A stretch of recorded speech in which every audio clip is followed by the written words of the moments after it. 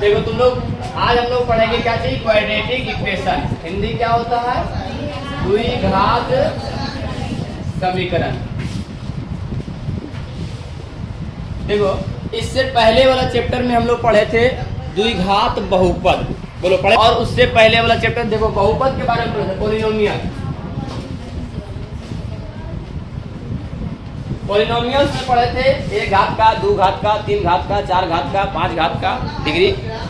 तो 1 घात का बहुपद, तो उसमें हम लोग पढ़े थे 2 घात वाला बहुपद, और जिसका स्टैंडर्ड फॉर्म क्या था, तो ax² प्लस bx और प्लस c, ये द्विघात बहुपद था, इसका स्टैंडर्ड फॉर्म मानक रूप। लेकिन जब ये बहुपद में बराबर करके कोई जीरो मान दे दिया जाए, समीकरण का स्टैंडर्ड फॉर्म क्या होता है, ax² bx प्लस c, किंतु इक्वल में क्या होगा, जीरो। स्टैंडर्ड फॉर्म होता है ये वाला, ax² bx plus c equal में जीरो। जहां हम देख ले, जहां a b और c कोई वास्तविक संख्या होगा, कोई वास्तविक संख्या है, a b c क्या है, कोई वास्तविक संख्या है। और देखो यहाँ a इक्वल नोट जीरो होगा, a इक्वल नोट जीरो। इसलिए जीरो होगा क्योंकि अगर a की जगह पर हम शून्य दे देते हैं तो शून्य x² में गुना होगा, तो x² पूरा क्या हो जाएगा, जीरो। और जब पूरा जीरो हो जाएगा तो 2 घात वाला तो खत्म हो जाएगा, फिर बच जाएगा कितने घात, 1 घात, जो कि ये वाला नियम का फॉलो नहीं कर पाएगा, इसलिए द्विघात बहुपद नहीं होगा। और द्विघात बहुपद होने के लिए जरूरी है कि a के मान के पास क्या नहीं होना चाहिए, जीरो नहीं होना चाहिए। ठीक है, समझ में आ गया। वास्तविक संख्या है, जीरो भी वास्तविक संख्या है, बस शर्त है कि जीरो के छोड़ के सब कुछ हो सकता है, जीरो नहीं होगा। और x तो है चर मान, x क्या है, चर मान, चर मान x, यानी चर मान x पर r ऋणात्मक पूर्णांक संख्या घात होता है। x चर मान x पर घात r ऋणात्मक पूर्णांक संख्या होता है, r ऋणात्मक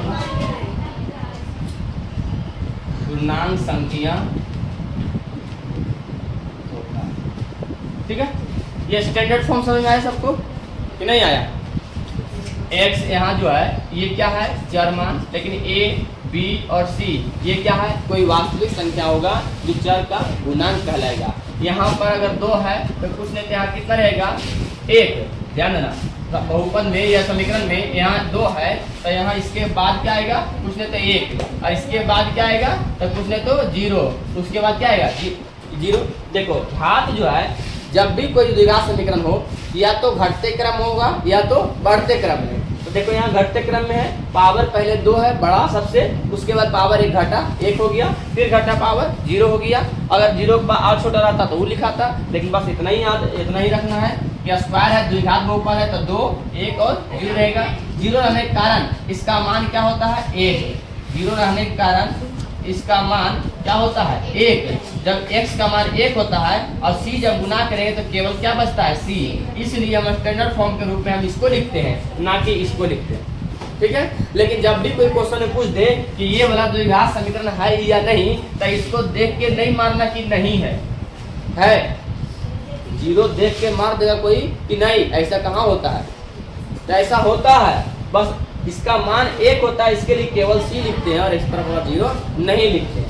इतना समझ आए सबको, इसको लिखो, चलिए बता दिए द्विघात समीकरण का स्टैंडर्ड फॉर्म क्या होता है, कि कैसा दिखाई देता है। जब भी इस रूप में दिखाई दे तो हम क्या समझेंगे कि द्विघात समीकरण है। बस समीकरण इसलिए कहते हैं कि समीकरण में देखो ये इक्वल के इधर, इक्वल के उधर, इक्वल नाम ही है कि दोनों तरफ का मान क्या होगा, बराबर होगा। नाम इसका क्या नाम है, इक्वल मतलब दोनों तरफ का मान बराबर होगा, संतुलित होगा। जैसे हम केमिस्ट्री में संतुलित करते हैं बैलेंस्ड फोर्स, तो दोनों तरफ का मान क्या है, बैलेंस है, तो इसको हम क्या कहेंगे, समीकरण कहेंगे। और जो 2 घात वाला है तो द्विघात कहेंगे। 2 घात माने पावर अधिकतम कितने हैं, 2, तो इसलिए द्विघात समीकरण कहेंगे। स्टैंडर्ड फॉर्म माने मानक रूप हो गया। ठीक है। कितना समझ में आ गया सबको? अब देखो तुम लोग को ऐसा क्वेश्चन आएगा कि चेक करिए कौन द्विघात समीकरण नहीं है, बता पाओगे तुम लोग? हाँ देखो हम क्वेश्चन देते हैं, कौन सा द्विघात समीकरण नहीं है, इसको मिटा देते हैं, ठीक है? और बताना तुम लोग कौन सा द्विघात समीकरण नहीं है।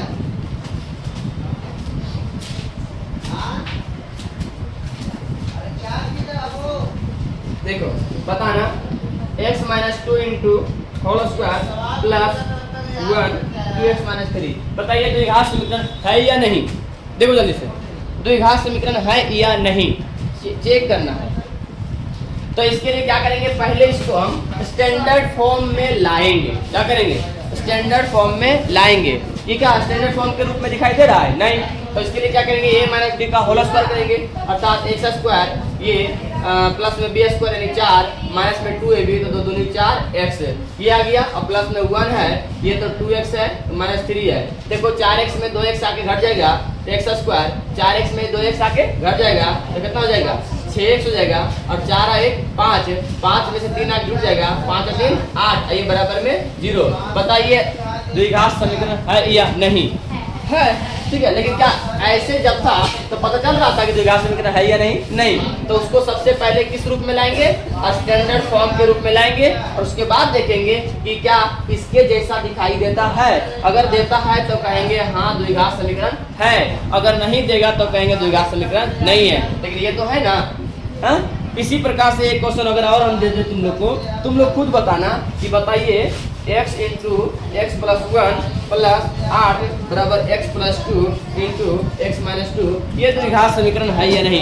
ये बता दो जल्दी से तुम लोग, जल्दी से इसको बताना द्विघात समीकरण है या नहीं। कलम चला दो, इसे बताओ द्विघात समीकरण है या नहीं। देखो अब यहाँ बताते हैं। सबसे पहले क्या करेंगे, ये मल्टीपल है तो सबके पास क्या करेंगे, गुना करेंगे। x इंटू एक्स बराबर एक्स स्क्वायर हो जाएगा, और x प्लस 1 गुना करेंगे तो केवल क्या हो जाएगा, x हो जाएगा, और प्लस 8 है इधर जाएगा। देखो ये गुना होगा इसके साथ, फिर ये गुना होगा इसके साथ, तो हो जाएगा कितना, एक्स स्क्वायर माइनस 2x, फिर ये गुना होगा कितना 2x प्लस में, फिर ये गुना होगा माइनस में 4। अच्छा देखो यहाँ 2x ये कट जाएगा, और एक्स स्क्वायर ये भी कट जाएगा, केवल बचेगा x, केवल बचेगा x, और 4 आके इधर जुड़ जाएगा तो 8 और 4 12, इधर बचेगा कितना 0। क्या ये द्विघात समीकरण है? नहीं। इसको रैखिक समीकरण कहेंगे। क्या कहेंगे? रैखिक समीकरण। ये द्विघात समीकरण नहीं है। तो बोलो ऐसा पहचानने और चेक करने आ गया। क्वेश्चन आएगा कि जांच करें कि निम्नलिखित में से कौन द्विघात समीकरण है। तो इस प्रकार से अगर दिया रहेगा तो इस रूप में हम ला के देख लेंगे कि द्विघात समीकरण है या नहीं। तो शुरुआत में थोड़ा सा हमको ज्यादा कुछ कैलकुलेट करना पड़ता है, लेकिन जब आदत हो जाएगा ना तो अपने आप माइंड में ही करके देख लेगा कि द्विघात समीकरण है या नहीं। ठीक है, शुरुआत में थोड़ा सा करना पड़ता है क्योंकि उस बेसिक लेवल का हमको ध्यान नहीं रहता है और उतना माइंड सेटअप नहीं रहता है। जब धीरे धीरे बनाते रहेंगे तो ऑटोमेटिक माइंड धर लेता है कि नहीं इसका ये होगा उसका ये होगा। ठीक है, चलो इतना समझ आ गया सबको? हाँ कि नहीं आया? आ गया, बहुत अच्छी बात है, आ जाना चाहिए। जैसे देखो अब तुम लोग को समझाते हैं कि द्विघात समीकरण में या द्विघात बहुपद में, इसको मिटा सकते हैं, द्विघात बहुपद में हम लोग शून्यांक निकालते थे, जीरो। क्या निकालते थे? शून्यांक। और कौन शून्यांक निकालने का हम कई विधि बताए थे। कितने विधि बताए थे? कौन कौन चार है? तुम लोग भटक गई। हम तुम लोग को दो चर वाले रैखिक समीकरण का 4 विधि बताए थे हल ज्ञात करने के लिए। हम बहुपद का शून्यांक ज्ञात करने के लिए 4 विधि नहीं बताए थे। बहुपद का शून्यांक ज्ञात करने के लिए सबसे पहले गुणनखंड विधि बताए थे, और दूसरा कौन सा? योगफल। शून्यांक ज्ञात करने के लिए नहीं, शून्यांक ज्ञात करने के लिए योगफल का गुणनखंड विधि ही तो बताए थे। उसके बाद द्विघाती सूत्र का प्रयोग करके बताए थे, लेकिन द्विघाती सूत्र का प्रयोग अभी तो यहाँ पर करेंगे हम लोग। द्विघाती समीकरण में द्विघाती सूत्र का प्रयोग करेंगे। ठीक है, उसका एक नियम। तो गुणनखंड विधि से पहले हम ज्ञात बताए थे कि ज्ञात करना है, लेकिन जब बहुपद में शून्यांक ज्ञात करते थे तो इसमें शून्यांक को ही हम कहते हैं मूल ज्ञात करो। क्या ज्ञात करना है? मूल। और मूल को अंग्रेजी में हम रूट कहते हैं। क्या कहते हैं?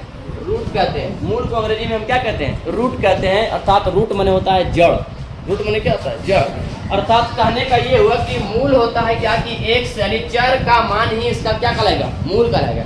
चर का मान ही क्या कहलाता है? मूल कहलाता है। जैसे द्विघात बहुपद में हम लोग शून्यांक ज्ञात करते थे, तो इसका हम क्या ज्ञात करेंगे, मूल ज्ञात करेंगे। अच्छा, शून्यंक या मूल दोनों में से कुछ भी कहेंगे तो दोनों एक ही चीज होता है। शून्यंक या मूल दोनों एक ही चीज होता है, अर्थात दोनों का मतलब होता है चरों का मान, चरों का मान, चरों का मान। और चरों का वह मान जो समीकरण को क्या कर देता हो, शून्य कर देता हो। चरों का वह मान समीकरण को शून्य बना देता हो, जैसा कि समीकरण शून्य इधर है ही, ठीक है। इधर भी सोल्व करेंगे तो क्या आएगा, 0। तब उसको हम क्या कहेंगे, चर का मान जो रहेगा वही शून्य गया, मानी x के जगह पर क्या रखे ताकि सबके सब क्या हो जाएगा, 0। और जो रखेंगे वही चर का मान होगा और उसी को मूल या तो क्या कहेंगे, शून्य कहेंगे। तो एक लाइन लिख दो जल्दी से उसमें, जिस प्रकार द्विघात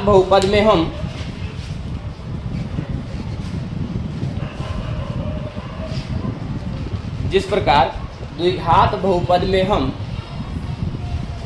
शून्यांक ज्ञात करते थे, शून्यांक ज्ञात करते हैं लिखो। जिस प्रकार द्विघात बहुपद में शून्यांक ज्ञात करते हैं, उसी प्रकार द्विघात समीकरण में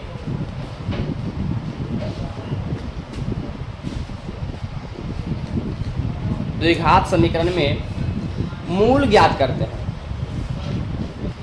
द्विघात समीकरण में मूल ज्ञात करते हैं। द्विघात क्या, हाँ, जिस प्रकार शून्यांक ज्ञात करते हैं उसी प्रकार मूल ज्ञात करते हैं।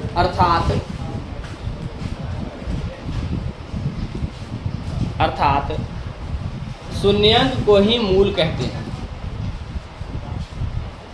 अर्थात शून्यांक को ही मूल कहते हैं, द्विघात समीकरण का मूल कहते हैं।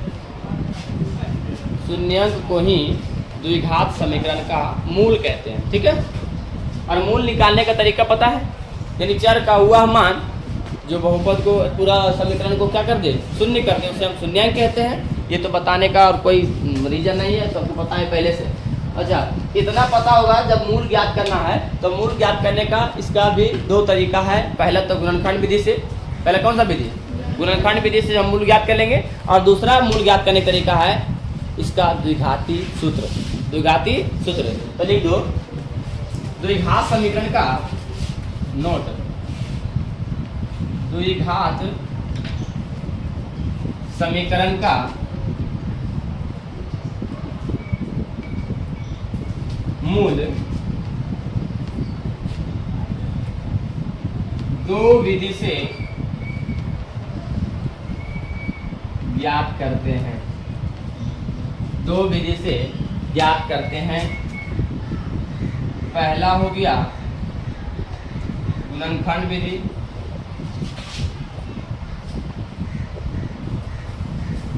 और दूसरा हो गया द्विघाती सूत्र का प्रयोग।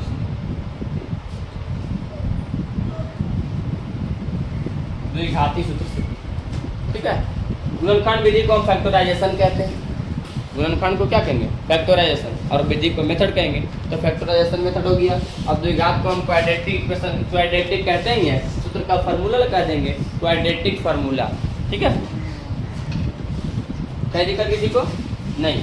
गुणनखंड विधि से जो हम पहले बनाते थे वैसे ही अभी बनाएंगे, लेकिन द्विघाती सूत्र का फार्मूला लिख देना, द्विघाती सूत्र बराबर, द्विघाती सूत्र से मूल बराबर, किसके बराबर, मूल, मूल माने x बराबर होता है -b plus minus under root B square minus 4ac और बटा 2a। ये होता है फार्मूला, ये तुम लोग लिख लो। मूल x बराबर, यानी x के पदों में रहेगा तो x बराबर, यदि y के पदों में है तो y बराबर, z के पदों में रहेगा तो z बराबर।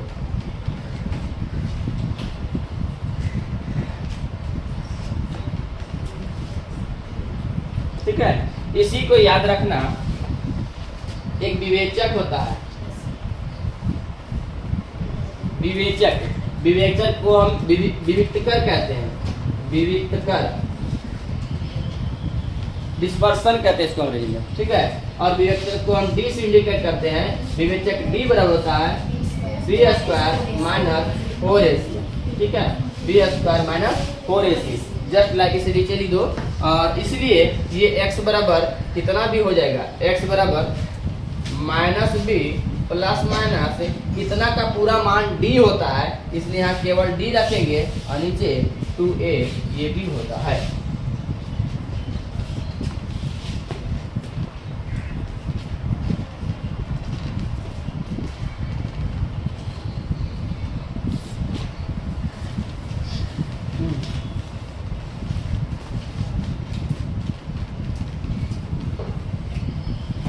ठीक है,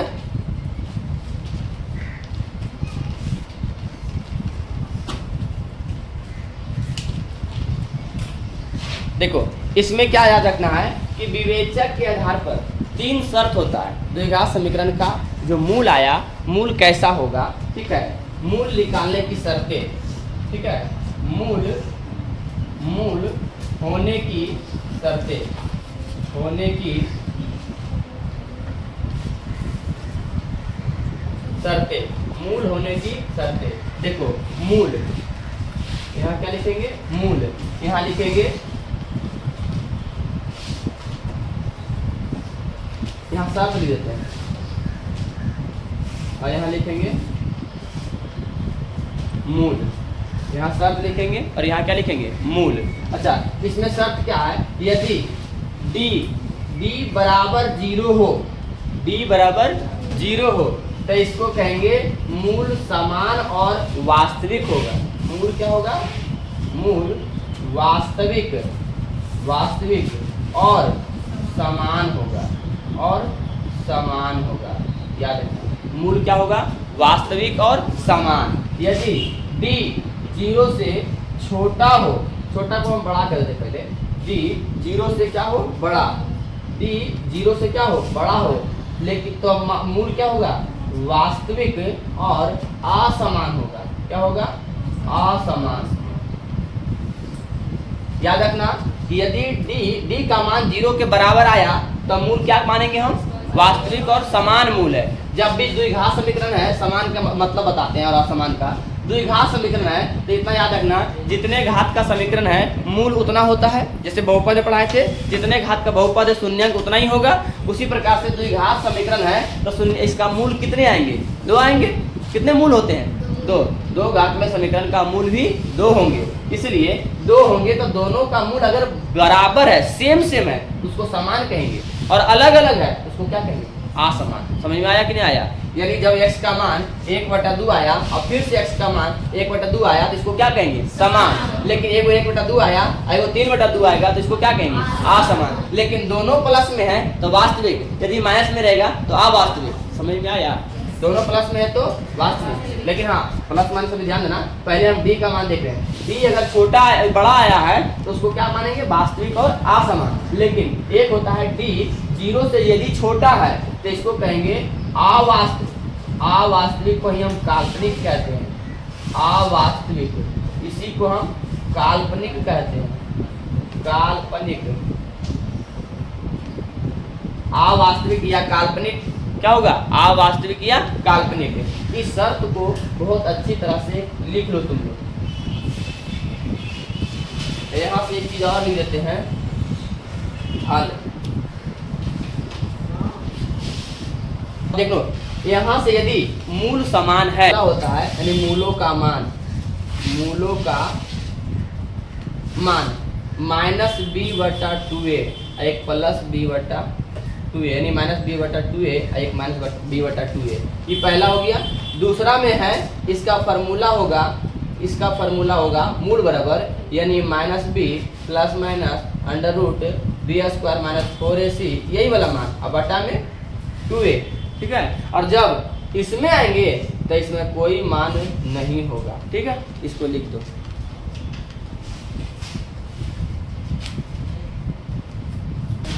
फोर 4.1 में क्वेश्चन देखो क्या लिखा हुआ है, जांच कीजिए कि निम्नलिखित समीकरण द्विघात समीकरण है या नहीं। तो बोलो हो जाएगा कि नहीं हो जाएगा ये जांच, अभी जैसे बताए थे जांच करने के लिए।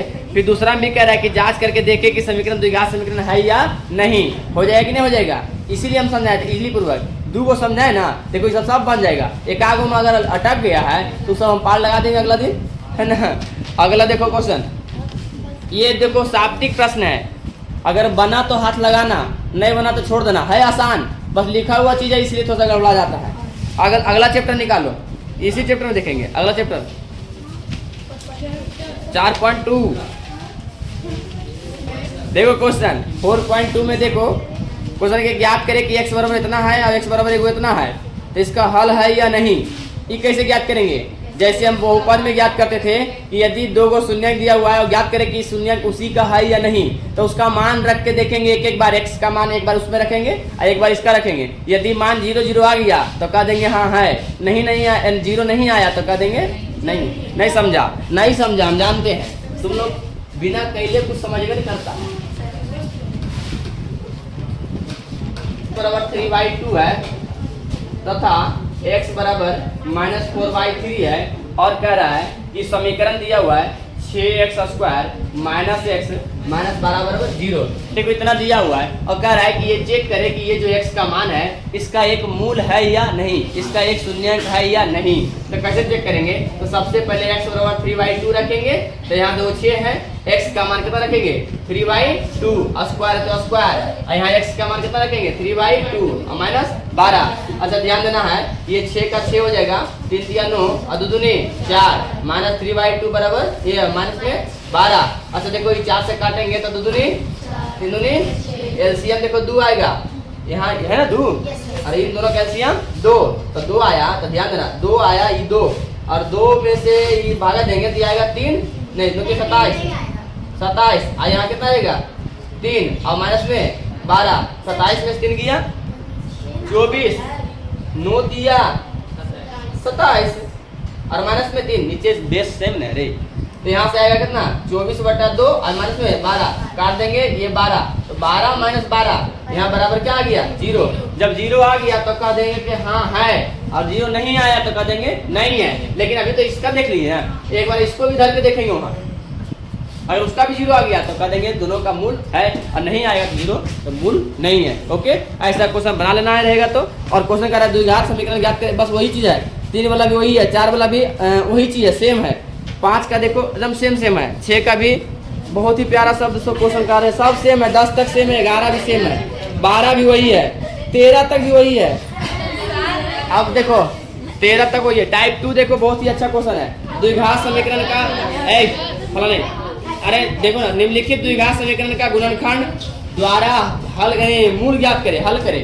गुणनखंड द्वारा क्या करें, x का मान, और जैसे बहुपद निकालते थे गुणनखंड विधि से वैसे निकाल देना, इसका नहीं गुणा किए थे।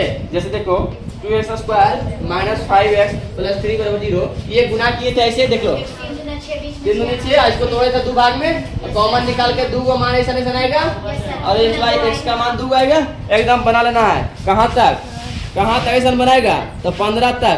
टाइप 3 देखो, टाइप 3 नहीं बनेगा तुम लोग से, लेकिन टाइप 4 बन जाएगा एकदम। देखो ना सही से, करा द्विघात सूत्र का प्रयोग करें, और द्विघात सूत्र मैंने जानते हो ई वाला -b ± b² - 4ac और बटा में 2, इसका प्रयोग करना है और x का मान 2 को निकालना है। ये तो आता था, ये भी कहाँ नहीं आता है, देखो तो 4x² होगा, ये प्लस में 3x है, प्लस में 5 = 0, बोलो a बराबर 4 हो गया, b बराबर 3 हो गया, c बराबर 5 हो गया। अब जहाँ जहाँ a है b है वहाँ वाला मान रख नहीं आएगा, बस। कहाँ भारी था, ये भारी था, बोलो भारी है, बन जाएगा नहीं इतना, बोलो तुरंत पूछ रहे हैं। देखो बोकरा देखती है क्या, ये लोग हालत खराब है। 19 तक पूरा बना के आना है, टाइप 3 वाला छोड़ के 4 वाला बना लेना है।